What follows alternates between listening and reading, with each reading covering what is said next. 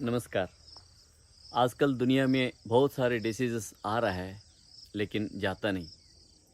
आज एक डिसीज़ आया, रहता है, जीवन भर रहता है, गोलियाँ खा कर के रहना पड़ता है, जीवन यापन करना पड़ता है, लेकिन जाता नहीं। क्यों ऐसा डिसीज़ेस आ रहा है? एग्ज़ाम्पल है diabetes, BP, arthritis, thyroidism, stroke है, cardiac disorder, pancreatitis, hepatitis, varicose vein, colitis, IBS, lungs issues. तो सारा डिसीज़ेस आ रहा है, लेकिन एक ही बार आता है, जीवन भर रहता है, गोली खा के पीना पड़ता है। इसके लिए कारण क्या है? इसके लिए ज़रूर अवसर से आज हम परिहार ढूँढना है। तो पहले कारण क्या है ये देखेंगे। तो आजकल हमारा लाइफ़स्टाइल के कारण हम अच्छा-अच्छा फूड खाता है, जो-जो बोलता है अच्छा फूड करके वो खाता है, लेकिन मज़ल्स यूज़ करके हम कमाते नहीं, दिमाग यूज़ करके हम कमा रहे हैं। लेकिन वो सारा जो स्टोर हो रहा है फूड, तो उसका 2 तरह का स्टोर होता है दाने बॉडी में फूड।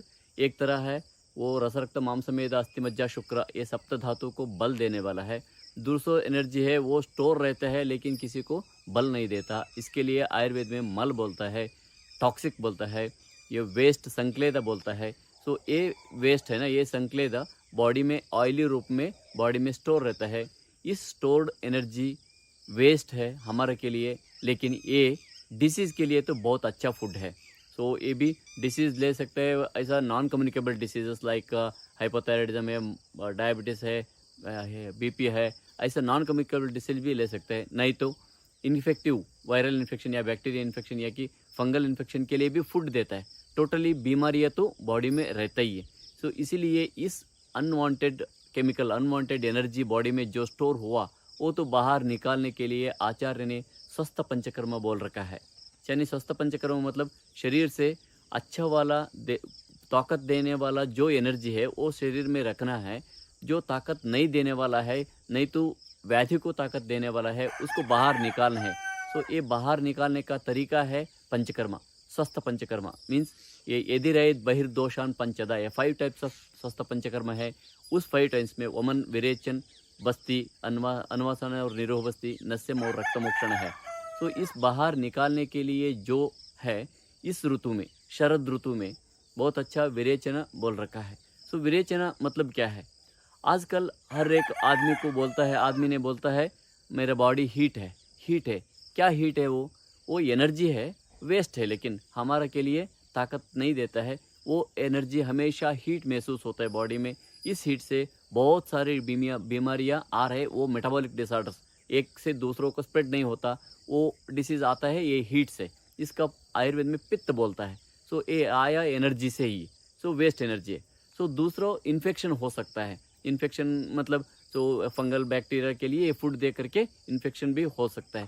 सो दोनों तरफ व्याधि के लिए हम विरेचन से बाहर निकालना, हीट है ना, वो केमिकल है, टॉक्सिक है, वो बाहर निकालना है। इसके लिए शरद ऋतु में आचार्य ने बोला, क्यों शरद ऋतु है, दूसरा ऋतु में क्यों नहीं कर सकता? तो शरद ऋतु में एक अवस्था आता है, जो केमिकल्स होता है, सो वो सारा केमिकल्स, जो वेस्ट केमिकल्स, पर्टिकुलरली जो वेस्ट केमिकल्स है, इस ऋतु में अपना आप बहुत उबालता है रहता है। सो साल भर हम ऐसा स्टोर रहता है, साल भर हम जो खाते हैं उससे वेस्ट स्टोर होते रहते हैं बॉडी में। जो स्टोर्ड वेस्ट है, इस ऋतु में प्रकोप होता है। प्रकोप होता है मतलब एक एक डबलिंग होते रह जाता है। ऐसा हम क्षीर में थोड़ा सा दही दही डाल करके रखे तो रात भर रखे तो सुबह सुबह पूरा क्षीर दधी हो जाता है। वैसा बैक्टीरियल इन्फेक्शन, बैक्टीरियल ग्रोथ उतना ज़्यादा रहता है इस कंडीशन में, इस ऋतु में। मानव का शरीर का अंदर बहुत सारा जो एनर्जी है ना, वो बहुत सारा ज़्यादा तरफ उबालता रहता है। इसके लिए आयुर्वेद में बोलता है पित्त प्रकोपा। सो प्रकोप होने के बाद दूसरा डिसीज़ आने के लिए तैयार रखता है। इसीलिए प्रकोप अवस्था में, शरद ऋतु में प्रकोप अवस्था में हम बॉडी से निकालना ही है। सो निकालने के लिए तरीका है, हम मेडिकेटेड घी या मेडिकेटेड तेल देते हैं। उसमें क्या होता है, सो हम कपड़े धोते हैं ना, कपड़े धोते हैं क्योंकि कपड़े गंदे हैं। गंदे कैसे रहते हैं? वो ऑयली रहते हैं गंदे। तो हम यूज़ करते हैं सोप। सोप किससे बनाया? ऑयल से बनाया। सो ऑयल से ऑयल ही निकाल सकते हैं क्योंकि वो उसमें डिज़ॉल्व होता है। तो इसलिए बॉडी में जो संकेत है, जो टॉक्सिक मटेरियल है, वो टॉक्सिक मटेरियल ऑयली रूप में रहता है। हम घी वगैरह ऑयल वगैरह मेडिकेटेड देते हैं, ये दोनों आपस में डिज़ोल्व हो जाता है। सो डिज़ोल्व्ड कंडीशन में बॉडी में रखता है, इसीलिए हम स्नेहपान देते हैं। बाद में क्या होता है, बाद में सारा बॉडी को मसाज करके गर्म पानी से नहाना पड़ता है।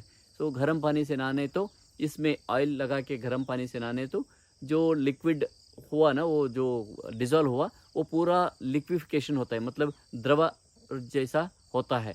सो द्रव जैसा होने के बाद हमको आसान होता है, क्योंकि ये बाहर से बॉडी से बाहर ही है, बाहर निकाल सकते हैं। सो खून में जो सर्कुलेशन पे रखता है जो लिक्विड वेस्ट, इससे हम थोड़ा सा दवा दे करके परगशन या कि विरेचन देता है। वो 5 बार, 10 बार, 15 बार, 20 बार, कभी कभी 30 बार भी लूज मोशन होता है, लेकिन थकावट नहीं होता। सो इस लूज मोशन से जो अनवांटेड वेस्ट है वो सारा, और पहले घी या दिया था वो भी मिला करके सब बाहर निकल जाता है। आदमी को सोचता है बहुत हल्कापन महसूस होता है विरेचन का शाम को, विरेचन होने के बाद उस दिन शाम को बहुत हल्कापन महसूस होता है, इंद्रिय पाटव रहते हैं, और सुबह से शाम तक काम करते तो भी थकावट नहीं होता, अच्छा तरह से नींद आता है, खाना में टेस्ट आता है, डाइजेशन अच्छा होता है, मोशन क्लियर होता है, और जो जो बीमारियां है वो तो कंट्रोल में रहता है। ऐसा 5 साल, एक साल में एक बार, एक साल में एक बार लेते हैं तो क्रॉनिक डिसीजेस है वो भी बॉडी से निकालता है। जो डिसीज़ प्रिवेंशन करने के लिए जो करने के लिए चाहता है वो भी पूरा डिसीज़ प्रिवेंशन होता है। सो ये तरीका से अथर्वा श्री परमहंसा अथर्वा आयुर्धामा सिंस 20 ईयर्स 2003 से ये काम कर रहा है। तो अभी 2020 तक सिर्फ कर्नाटक में हम ये स्वस्थ पंचकर्म वगैरह मैनेज करता था। अभी 2020 का बाद, मतलब कोविड का बाद, अथर्वा श्रीपा दोनों संस्था पूरा दुनिया में फैल चुका है, उसमें हम स्वस्थ पंचकर्मा दे रहा है। So every year some more than 1000 peoples are going to take this kind of swastha virechana, and they are getting very good health, and for 1 year, another 1 year we are getting the good health.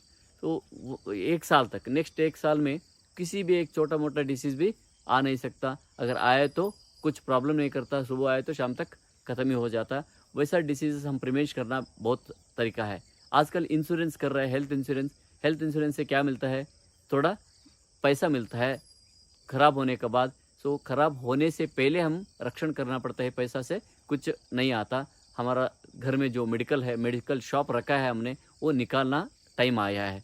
इसीलिए आप register करना चाहते हैं तो स्वस्थ विरेचन के लिए जो अभी नंबर दिया उसमें रजिस्टर कर सकते हैं। हमारा डॉक्टर्स का टीम आपका संपर्क करता है, रोज़ आपका कम्युनिकेशन करके कैसा लेना है, कैसा घर में ही ये पंचकर्मा ले सकते हैं, बहुत आसान से ले सकते हैं, किसी को प्रॉब्लम नहीं है। तो कौन नहीं लेना, इसमें ये बहुत इंपॉर्टेंट है, कौन विरेचन नहीं लेना। 17 ईयर्स से पहले ही बच्चों उसको नहीं, ज़रूरी नहीं है। क्यों ज़रूरी नहीं है? जो वांटेड और अनवांटेड केमिकल्स है बॉडी में स्टोर हुआ, वो उसको खर्च होता है, क्योंकि वो ग्रोथ रहता है बॉडी में, इतना तो हाइट तो ग्रोथ रहते हैं। सो इसके वर्धमान धातु बोलते हैं, वर्धमान अवस्था में सब कुछ डाइजेस्ट करके यूटिलाइज कर देता है, इसीलिए उसका ज़रूरत नहीं है।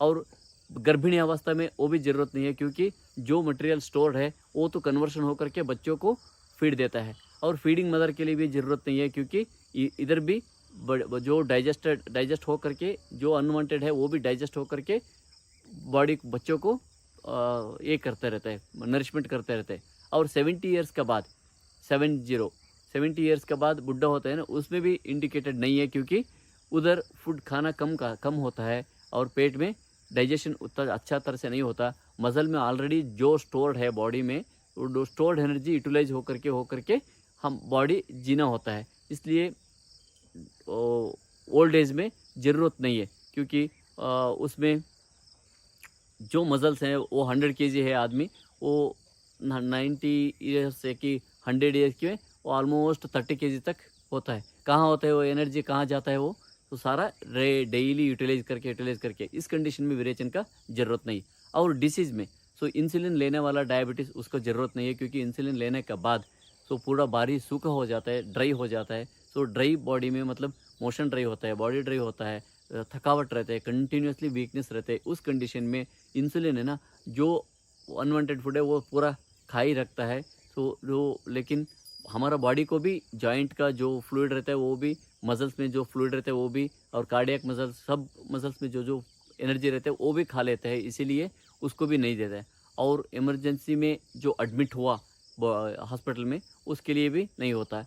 और रिसेंटली 1 वीक या कि 2 वीक से रिसेंटली बहुत बड़ा बीमारी आ करके हॉस्पिटलाइज होकर के वापस आया, थकावट अभी भी है, उसको भी पंचकर्मा विरेचन पंचकर्मा ज़रूरत नहीं है। सो उसका पहले बल और ताकत देना है। सो अक्टूबर 15 से दिसंबर 15 तक जो अश्विजा और कार्तिक मास है, ये 2 मास में शरद ऋतु बोलता है। इस कंडीशन में ही जो अनवांटेड केमिकल जो बहुत प्रकोप रहते हैं, अभी सर्कुलेशन में आता है, ब्लड में आता है, वो निकालने का आसान तरीका है। आप रजिस्टर करके इसमें हमारा डॉक्टर के साथ बात कर सकता है। तो सब स्वस्थ रहे, हॉस्पिटल फ्री लाइफ जीना है, मेडिसिन फ्री लाइफ जीना है, यही है डॉक्टर का आशा है। तो हर एक डॉक्टर यही आशा रखता है, इसलिए सब स्वस्थ रहे, आनंद से रहे। धन्यवाद।